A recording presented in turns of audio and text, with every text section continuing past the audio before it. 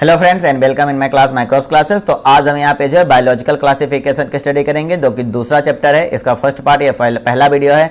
अभी तक मैंने जो है पहला चैप्टर द लिविंग वर्ल्ड पूरा डिस्कस कर लिया। उसको बहुत ही हमने सरलता से उसको 10 वीडियोज में कन्वर्ट करके पूरी एनसीईआरटी की लाइन बाय लाइन मैंने उसमें आपको बताया है, जिससे कि आपके एमसीक्यूज और अदर एमबीबीएस रिलेटेड जितने भी एग्जाम है उसमें अगर कोई भी क्वेश्चन उससे घुमा के पूछा जाए तो आप बहुत ही ईजिली क्रैक कर सकते हैं, अगर आपने वीडियो को ध्यान से देखा है और सुना है। क्योंकि मैंने वहाँ पे हर कंसेप्ट को बिल्कुल आपको मतलब उसको टुकड़ों में तोड़ के मैंने बताने की कोशिश किया है। तो आपने अगर नहीं देखा है तो आप प्लेलिस्ट में जाइए, वहाँ से आप देख लीजिए, क्योंकि ये हमारा बायोलॉजिकल क्लासिफिकेशन का पहला पार्ट है। और आप कृपया वहाँ से नोट्स भी बना लीजिए और उसको तैयार कर लीजिए पहले चैप्टर को, क्योंकि आने वाले कुछ समय के बाद 1 या 2 वीक बाद हम जो है एनसीईआरटी के जो क्वेश्चन आंसर है उसको सोल्व करेंगे, एग्जाम्पलर के क्वेश्चन आंसर सोल्व करेंगे और अदर किसी एक रेफरेंस बुक को हम कंसीडर करते हुए हम उसको भी सोल्व करेंगे। आप कमेंट करके हमें बता दीजिएगा कि किस रेफरेंस बुक को हम कंसीडर करें, जिसके प्रॉब्लम्स को हम आपके साथ डिस्कस करें। देखिए उसमें आंसर तो दिया होता है, लेकिन क्या होता है कि कुछ चीज़ें डिस्कस की जाती है, तो डिस्कशन के रूप में कैसे हम उसको कर सकते हैं। बाकी आप चैनल को सब्सक्राइब कीजिए। आज का हम वीडियो शुरू करते हैं बायोलॉजिकल क्लासिफिकेशन। तो इससे प्रीवियस चैप्टर में आपने जो स्टडी की है लिविंग ऑर्गेनिज्म स्टडी की, तो लिविंग ऑर्गेनिज्म में आपको पता चला कि बहुत ही अच्छी अमेजिंग डाइवर्सिटी है इस नेचर में।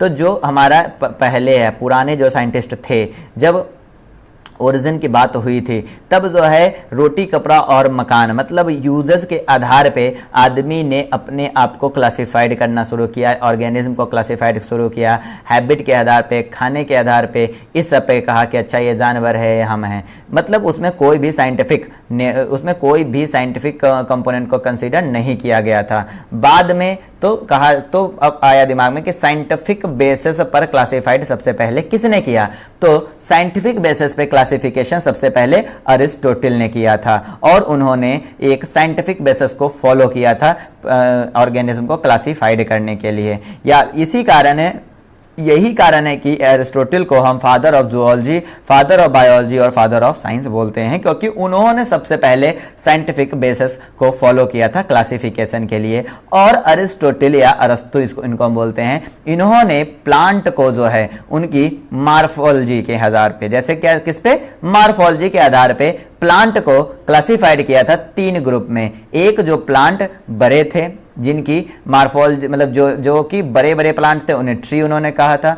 ट्री से जो छोटे थे उन्हें उन्होंने हमारा सर्ब मतलब ट्री, सर्ब और हर्ब में मतलब सर्ब कहा, और जो सबसे छोटे थे उन्हें उन्होंने हर्ब कहा। तो प्लांट को मार्फोलॉजी के आधार पे अरिस्टोटल ने 3 तरह से क्लासिफाइड किया, ट्री, सर्ब एंड हर्ब। तो अरिस्टोटल से प्लांट को नहीं, एनिमल को भी क्लासिफाइड किए हैं। एनिमल को उन्होंने इस बेस पे क्लासिफाइड किया कि कुछ ऐसे एनिमल थे जिनके बॉडी में आरबीसी थी। आरबीसी को क्या बोलते हैं हम, रेड ब्लड सेल। और कुछ ऐसे एनिमल थे जिनके बॉडी में आरबीसी नहीं था। जैसे फॉर एग्जांपल अगर हम ह्यूमन की बात करें तो हमारे पास आरबीसी होता है।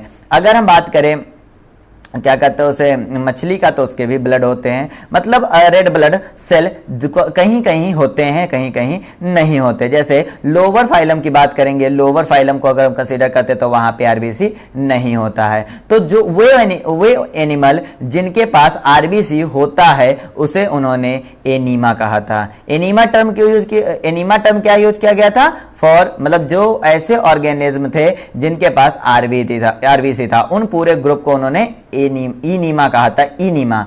और जिनके पास नहीं था आरबीसी उसे एनीमा कहा। जैसे प्रोटोजोआ, पोरीफेरा, सेलेंट्रेटा ये हो गया, ये सब एनीमा में था।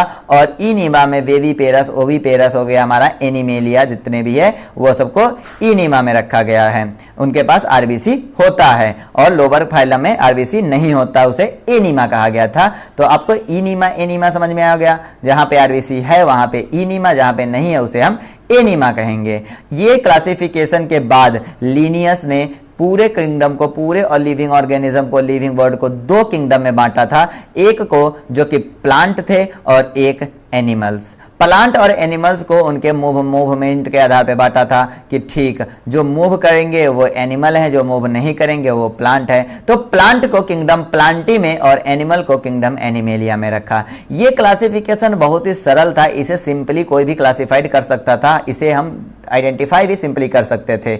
लेकिन इस क्लासिफिकेशन की कुछ कमियां थी कि ये क्लासिफिकेशन हमें ये नहीं बता रहा था कि यूकैरियोटिक ऑर्गेनिज्म और प्रोकैरियोटिक ऑर्गेनिज्म कौन है। यूकैरियोटिक का मतलब क्या होता है? The organism which have true nucleus, and prokaryotic का मतलब जिसमें न्यूक्लियस नहीं होता है। तो ये हम ये नहीं बता पा रहा था। दूसरा, ये क्लासिफिकेशन इस चीज को डिस्टिंग्विश नहीं कर पा रहा था कि ऑर्गेनिज्म यूनिसेलुलर कौन है या मल्टी सेलुलर है।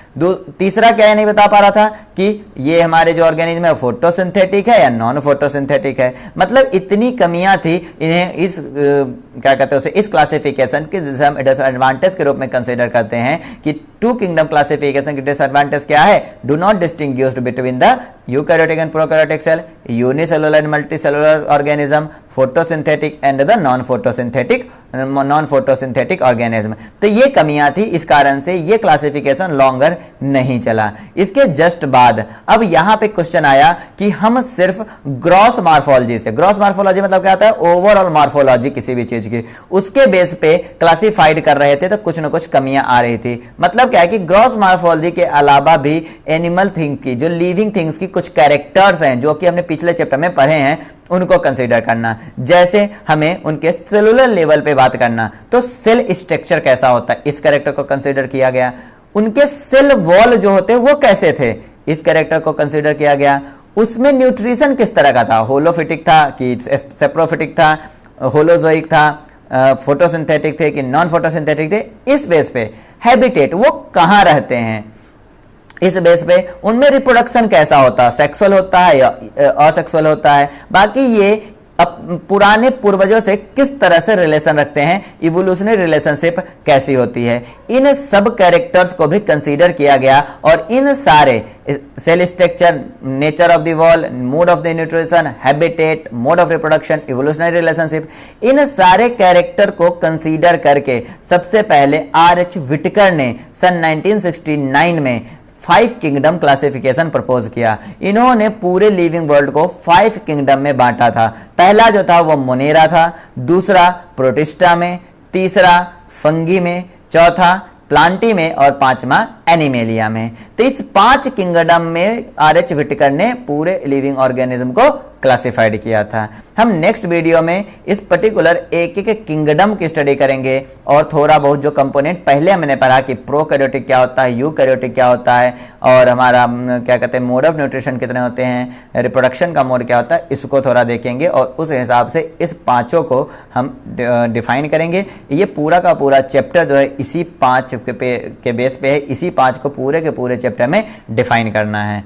तो अगर आपको वीडियो ये समझ में आया है तो आप वीडियो को लाइक कीजिए, चैनल को सब्सक्राइब कीजिए अगर आप नए हैं तो, और बेल आइकन दबा लीजिए जिससे हमारे सारे लेक्चर आपको टाइम टू टाइम मिलते रहे। हाँ, अगर आप इस चैनल से जुड़ जाते हैं और आप अगर नीट की तैयारी कर रहे हैं तो आपके लिए बहुत ही यूजफुल हो सकता है, क्योंकि हम यहाँ पे एनसीईआरटी की लाइन बाय लाइन कंसीडर करते हुए चल रहे हैं और आने वाले समय में हम आपको इसके ऊपर एडवांस लेक्चर्स भी देंगे बायोलॉजी से रिलेटेड, जो कि पीपीटी के थ्रू नहीं होगा या ग्राफिक्स पैड से होगा या फिर आपको बोर्ड पर पढ़ाया जाएगा। तो आप चैनल को सब्सक्राइब कर लीजिए। Thank you for watching this video.